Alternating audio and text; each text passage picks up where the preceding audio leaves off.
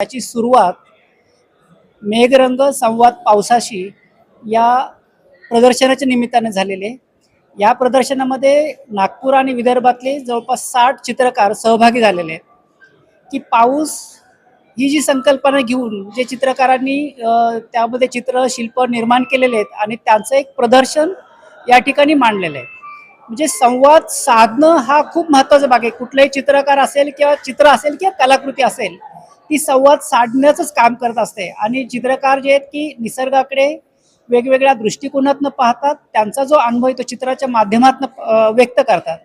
आणि या ठिकाणी जे 60 चित्रकारांची जी चित्र प्रदर्शित झालेले आहेत, तर हे जे प्रदर्शन 14 ऑगस्टपर्यंत असणार आहे। म्हणजे पूर्ण आषाढाचा एक जो महिना आहे, या महिनाभरामध्ये आपल्याला ही चित्र या प्रदर्शन इथे महाविद्यालयामध्ये पाहायला मिळणार आहे।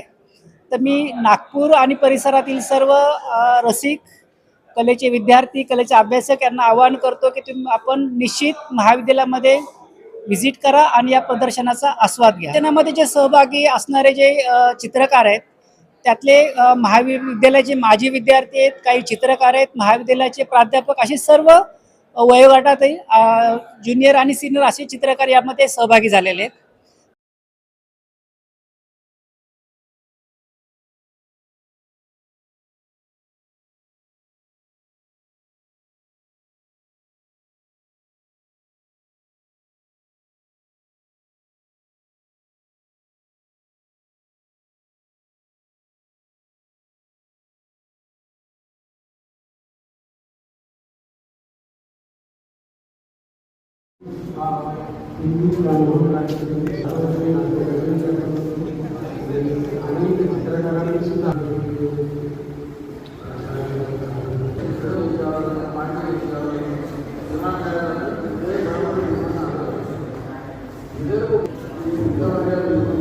अनेक रसिक मला इथे दिसतात। आमच्या महाविद्यालयाच्या प्रत्येक आवाजाला साथ देणारे काही स्नेही आहेत, ते प्रत्यक्ष आमचे विद्यार्थी नसतील तरी कधीही ते आमच्या आणि हा कार्यक्रम यशस्वी करण्यासाठी ज्यांनी दूत यांची मी आभार मानतो। एक उत्तम आयोजन जाहीर करतो।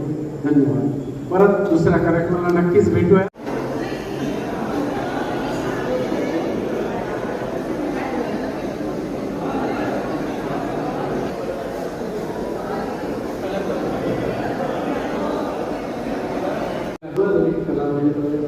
ते साजरा करतात चित्रकारांसाठी आपल्या प्रेसला सांगितलं की काय काय आहे असं यक्षाच्या कवितेने सांगितलं आणि